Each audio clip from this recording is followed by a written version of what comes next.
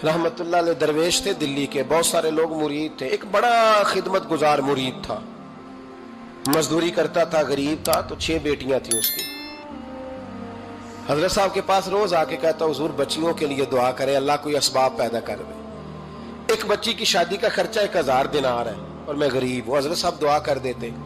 खानका शरीफ के थोड़े ही फासले पर, हजरत जहां बैठ के मुरीदों की तरबियत करते थे, उससे थोड़ा ही फासले पर ना एक ईसाई रहता था, बड़ा मालदार था, बड़ी सारे ऊंट, गायें, भेड़, बकरियां रखी हुई थी और हजरत शरफुद्दीन रहमतुल्लाह अलैह की बड़ी मुखालफत करता था। और ये जो आपका गरीब मुरीद था, ये उसका पड़ोसी था। एक दिन बुला के ना उनको कहने लगा कि तू किधर जाके जो है वो टकरे मार रहा है, वहां से कुछ नहीं मिलने वाला। वो तुझे क्या देंगे जिनकी खानका खुद चंदे पे चलती है, मदरसा चंदे पे चलता है, मस्जिद चंदे पे चलती है, तेरी बेटी का मामला कहां हल होगा? तो उस दरवेश ने कहा कि तू मेरे पीर को नहीं जानता, तू अजय मेरा महबूब नहीं डिठा, तो पता नहीं ना, तू इस रास्ते का मुसाफिर नहीं, तू नहीं जानता।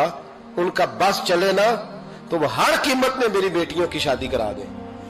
अब वो ईसाई था, कहने लगा अच्छा चलो ठीक है, अगर इतनी बात है ना तो जाओ उनसे जाके कह दो कि 6 साल के लिए मेरे साथ मुआहदा कर लें, तो मेरे जानवरों को चारा डाल दिया करे, 6 साल ड्यूटी करे, मैं 6000 दिनार दे देता हूं। वो मेरे साथ 6 साल मेरे जानवरों को चारा डाले रखते हैं ना आप, चारा डालने के लिए एडवांस पैसे दे के। अब तो लोग उन्हें भी गुलाम ही बना लेते हैं, बड़ी थोड़ी तनख्वाह देते हैं, जुल्म करते हैं, पूरा मुआवजा नहीं देते। हजरत शेख शरफुद्दीन के बारे में वो कहने लगा, जब अपने पीर से जाके कह के मेरे जानवरों को 6 साल चारा डाले, मैं 6000 दे देता हूं, तू जो कहता है हर कीमत पे जाने को तैयार है। उसने जब ये बात की तो मुरीद ने नाराज हो गया, वो लड़ाई हो गई, गिरबान पकड़ लिया, झगड़ा हुआ, बात बड़ी दूर गई। इस तरह की बात करता मेरे हजरत के बारे में, तेरे जैसे कई मैं वहां काम पे रखा दूं। जब वो बड़ी बहस हुई, बात मोहल्ले में, इलाके में फैल गई, दुनिया ने सुन ली, तो शेख शरफुद्दीन तक भी पहुंच गई। इस तरह झगड़ा हुआ है। लोग सो गए इशा की नमाज के बाद। हजरत साहब ने ना सर पे कपड़ा लिया, उस ईसाई के दरवाजे पे दस्तक दी, वो बाहर आया, फरमाने लगे लोग तो सोच समझ के मुलाजम रखते हैं, तूने भी तो सोच ही लिया होगा, तभी तो मुझे ऑफर की है। तू अपनी ऑफर पे कायम है? वाकई मुझे रख लेगा और 6000 दिनार दे देगा? कहने लगा जा बाबा काम कर अपना। फरमाया नहीं, तूने इतने लोगों में बात की, इतनी बहस हुई, तो कायम है? कहने लगा मैं तो कायम हूं, पर आपने नहीं कायम रहना। फरमाया मैं सोच समझ के आया हूं। उसने कहा आप ड्यूटी करेंगे, भैंसों को चारा डालेंगे? फरमाया एक शर्त, बस जब अजान हो जाए ना तो मुझे रब की नमाज पढ़ने की इजाजत दे देना, बाकी सुबह शाम जो तू कहेगा। अगर उस गरीब की बेटियां ब्याही जाए तो मुझे और क्या चाहिए? उसकी 6 बेटियों का बोझ है उसके सर पे, तू मुझे रख ले। अल्लाह अकबर। वो कहने लगा चले पे मेरे साथ खते बंदगी कर ले। आजकल हम स्टाम करते हैं, उस जमाने में खते बंदगी होता था, गुलामी का खत, काजी शहर के पास, यानी उसका ख्याल था कि चलो स्टाम की बात करूंगा तो भाग जाएंगे। फरमाया चल मैं तैयार हूं। काजी तक गए, तय हो गया, 6000 दिनार दे दिए। हजरत ने मुरीद को बुलाया, फरमाया पुत्र ये ले जा, जा मेरी बेटियों को रवाना कर दे। कहने लगा हुजूर ये क्या कर रहे हो आप, कुछ सोचे? फरमाया यार जब तुझे बेटा बना लिया तो फिर मेरी पोतियां तो लगती हैं ना, मेरा हक तो बनता है ना, जा जाके ड्यूटी कर, उनको ब्याह दे। बात फैल गई। बादशाह भी अकीदतमंद था, वो 12000 दिनार लेके पहुंचा। क्या बताऊं इन रब के बंदों का दिल कैसा होता है, क्या दर्द होता है, क्या रंग। 12000 दिनार लेके बादशाह आया और आके हजरत को पेश किए, का हुजूर आप दें इस ईसाई को, डबल दें और जाए काम करें। आप फरमाने लगे तू पैसे दे, शर्तें ना लगा, मेरा जहां दिल करेगा मैं खर्च करूंगा। मुझे तो मजा ही अब आने लगा है, अभी तो लुत्फ आ रहा है, अभी तो जायका आया है कुछ करने का। पैसे देने हैं तो दे, पाबंदी ना लगा, जहां मेरा दिल करेगा मैं। उसने कहा हुजूर ठीक है रख ले। हजरत ने फजर मस्जिद में पढ़ी, जेब में 12000 दिनार थे, ऐलान फरमाया भी किसी और की बेटी भी बैठी है तो पैसे मेरे पास है। वो 12000 दिनार भी बांट दिया और 12000 दिनार बांट के ना तो फिर चले गए खेत में चारा काटने। उस ईसाई को किसी ने बतलाया कि उनके पास तो 12000 आया है, पर तुझसे जान नहीं छुड़ाई उन्होंने। कि वादा ये हुआ था कि 6 देंगे तो जाएंगे, जब तक देंगे नहीं तेरे घर में काम करेंगे। वो ना चारा काट रहे थे, हजरत साहब तो वहां पहुंच गया, दूर जाके खड़ा हो गया, कहने लगा बाबा پہلے تو میں نے مسلمانوں کے اخلاق سنے تھے، اب تو میں نے دیکھ بھی لیے. پر یہ بتا جب 12,000 آیا تھا جان کیوں نہیں چھڑائی؟ تو حضرت چارہ کاٹتے کاٹتے رو پڑے. فرمانے لگے تو نہیں نہ جانتا یہ بیٹیاں سانجھی ہوتی ہیں، پتہ نہیں نا. میرے رسول پاک نے تو حاتم تائی کی بیٹی کے سر پہ کپڑا رکھ کے کہا تھا بیٹیاں برابر ہوتی ہیں. تو یہ نہیں پتا جب اس کی 6 بیٹیوں کی شادی ہوئی ہے میرے اندر روحانیت کتنی بڑی ہے. فرمایا پھر 12,000 آیا ہے تو 2-4 بچیاں پھر گئی ہیں. تجھے نہیں پتا میں اندر سے راضی کتنا ہوں، میں تیری نوکری کرتا رہوں گا، پتہ نہیں اللہ کتنی بیٹیوں کو بیاہ دے گا. اتنا رویا وہ عیسائی کے پیروں میں بیٹھ گیا، کہنے لگا بابا میں نے تیری مخالفت کی ہے پر تیرے قریب آ کے پتہ چلا ہے کہ تو بہت اونچے اخلاق کا مالک ہے، اور اگر تیرا یہ مقام ہے تو تجھے اخلاق سکھانے والے محمد عربی کی شان کتنی ہوگی. ظالم کی بولیے جاتے نہیں لوگ جھوٹے گواہ بن کے. وکیل صاحب کو نہیں پتا ہوتا کہ یہ بندہ مجرم ہے جو میرے پاس آیا. کیا مجرموں کے وکیل نہیں ہوتے؟ بولے تو اس کو پتہ نہیں ہوتا وکیل صاحب کو کہ یہ صاحب مجرم ہے میرے پاس مقدمہ لے کے آئے. اور اگر بے ادبی نہ ہو جائے تو میرا خیال ہے قاضی عدالت کو بھی پتا ہوتا ہے کہ مجرم کون ہے اور مظلوم. میرے نبی پاک صلی اللہ علیہ وسلم نے اس قدر زیادہ سختی فرمائی اس مسئلے میں. فرمایا جس کو پتا تھا کہ فلاں آدمی ظالم ہے، ظلم کر رہا، پھر وہ ظالم کا گواہ بنا یا اس نے ظالم کی مدد کی، کتنی کی؟ شارحین لکھتے ہیں چاہے اس نے ایک جملہ بول کے کی، چاہے ایک، سارے بولیے، چاہے ایک غریب کو اس نے ظلم کیا تو کہتے ہیں علاج یہ سی، چاہے ایک جملہ بول کے کی. شارحین اس حدیث کی شرح میں لکھتے ہیں ایک جملہ بول کے چاہے مدد کی. جس بندے نے کسی ظالم کی مدد کی کسی مقدمے میں یا کسی صورت میں اور اسے پتا تھا یہ ظالم ہے، میرے نبی پاک صلی اللہ تعالی علیہ وسلم فرماتے ہیں اگر اس نے مدد کی، ابھی ظالم کی بات نہیں ہو رہی، ظالم کے مددگار کی بات ہو رہی، اگر کسی نے ظالم کی مدد کی تو حضور فرماتے ہیں خدا بھی اس سے بری و ذمہ ہے، رسول بھی اس سے بری و ذمہ ہے. سنبھال کے رکھے اپنی نمازیں، قربانیاں، حج، زکوٰۃ سنبھال کے رکھے. اگر ظالموں کا مددگار ہے، الیکشن آ لینے دے، آپ کو نظر آ جائے گا کون کون ظالموں کا مددگار ہے، نظر آ جائے گا. اپنی جیب سے لوگ پیسے دے کے ظالموں کی مدد کریں گے، ان کے فلیکس چھپوائیں گے، بورڈ لگوائیں گے، جیبوں سے پیسے دے کے. ہم نے خود آگ لگائی ہے چمن میں اپنے، بے سبب گردشی ایام کو الزام نہ دو. ہم نے خود نور کا ظلمت سے کیا ہے سودا، کر کے توہین سحر شام کو الزام نہ دو.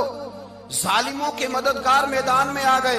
یہ چھوٹا لفظ نہیں، میرے حبیب پاک صلی اللہ علیہ وسلم نے فرمایا جو ظالم کا مددگار ہے سن لے جو سجن کے ساتھ کچہری جاتا ہے، وہ یاد رکھے جو دوست کا گواہ بنتا ہے، وہ یاد رکھے جو کہتا ہے میں مانگی گیا تھا، مجھے بلایا گیا تھا قبضہ چھڑانے کے لیے کسی غریب بیوہ کی جائیداد پہ، وہ سن لے تو مدد کر کے نہیں آیا، تو خدا کے ذمے سے نکل گیا ہے.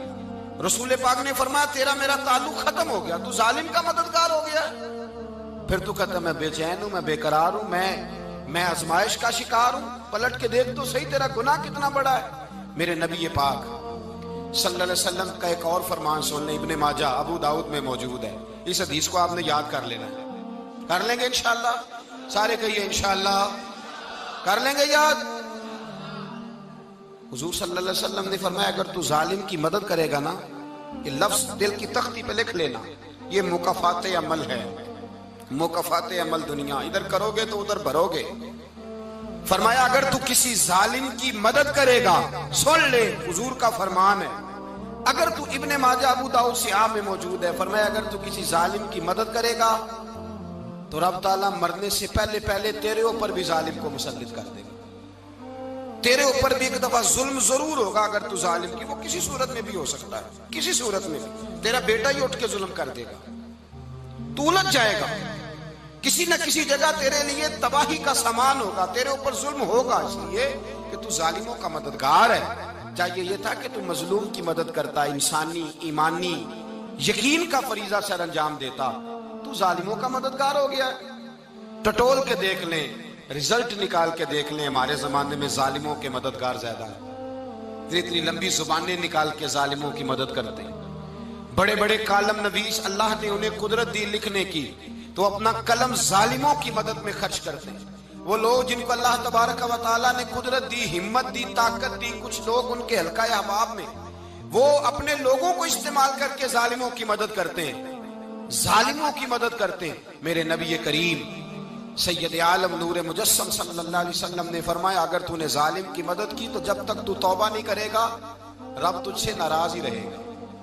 اللہ تجھ سے، او بھائی جس سے رب بھی ناراض ہو گیا، نہ کھانا نہ پینا نہ سونا نہ جاگنا نہ نیند، پھر تیری ہر چیز تیرے لیے آزمائش ہو جائے گی، پھر تیرا سایہ بھی تیرے لیے خوف کا سامان بنے گا، پھر زندگی جیتی جاگتی لاش بن جائے گی، تو اپنے کندھوں پر اپنی میت اٹھائے پھرے گا جب تو ظالم کا مددگار ہوگا۔ اور نبی پاک صلی اللہ علیہ وسلم نے فرمایا ظالموں کا مددگار بھی ظالم ہوتا ہے، ظالموں کا مددگار بھی، سارے بولے ظالموں کا مددگار بھی نہیں، کو نہیں، آپ سارے نہیں بولے، ایک دفعہ بولے ظالموں کا مددگار بھی، پکی بات ہے، ظالموں کا مددگار بھی۔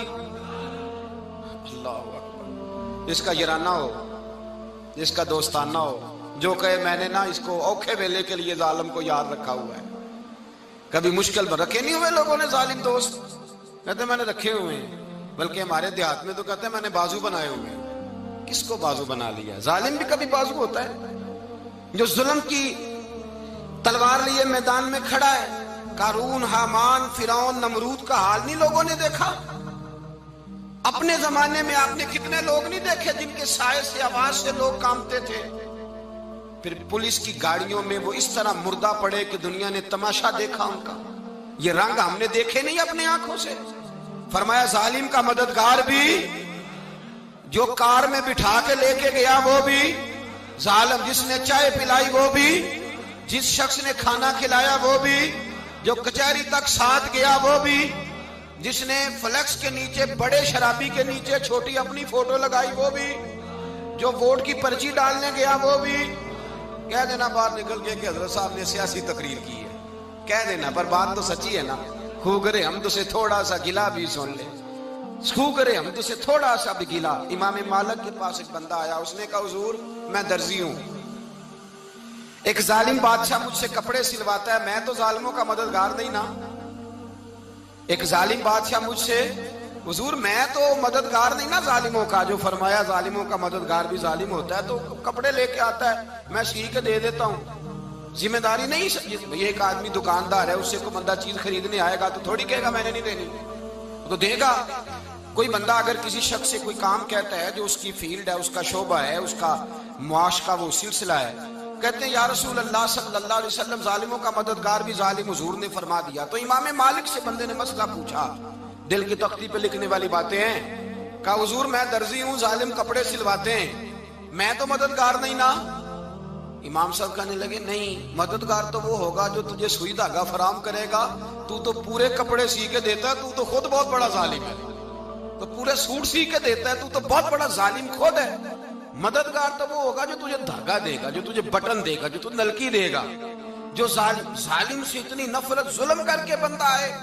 یہاں تو ہمارے زمانے میں ہیرو بن جاتے ہیں لوگ، ظالم ہیرو ہے، لوگ اس سے ڈرتے پھرتے ہیں، گھومتے پھرتے ہیں، اور بہت سارے کم مزاج لوگ اس کے پیچھے ہاتھ باندھ کے پھرتے ہیں۔ ظالموں کی مدد کرنا، ظالموں کے ساتھ رہنا، یہ ظلم ہے، ظلم، یہ زیادتی ہے۔ میرے نبی پاک صلی اللہ تعالی علیہ وآلہ وسلم نے ارشاد فرمایا، یاد رکھو رب فرماتا ہے میں مظلوم کی مدد ضرور کروں گا، چاہے جلدی کروں چاہے دیر سے کروں، میں مظلوم کی مدد۔ اور حضور صلی اللہ علیہ وسلم نے فرمایا ہے، حضرت معاذ بن جبل کہتے ہیں حضور نے مجھے یمن کا گورنر بنایا، جب میں جانے لگا نا تو حضور نے بڑی نصیحتیں کی، بخاری میں موجود ہے، فرماتے ہیں جب میں پلٹنے لگا تو میرے رسول نے فرمایا معاذ ایک منٹ ٹھہر جا، ایک بات میری یاد رکھنا، اس کو نہ بھولنا۔ کہا حضور کیا؟ فرمایا دیکھنا کسی پہ ظلم نہ کر بیٹھنا، کہیں تجھ سے زیادتی نہ ہو جائے۔ محبوبہ پھر حضور نے فرمایا سن میرے معاذ، میں تجھے گورنر بنا رہا ہوں، زیادتی نہ کر بیٹھنا۔ یا رسول اللہ صلی اللہ علیہ وسلم کیا ہوتا ہے؟ تو میرے کریم نے فرمایا جب مظلوم دعا کے لیے ہاتھ اٹھاتا ہے تو عرش کا مالک کہتا ہے فرشتوں پیچھے ہٹ جاؤ، عرش کا مالک کہتا ہے فرشتوں پیچھے ہٹ جاؤ۔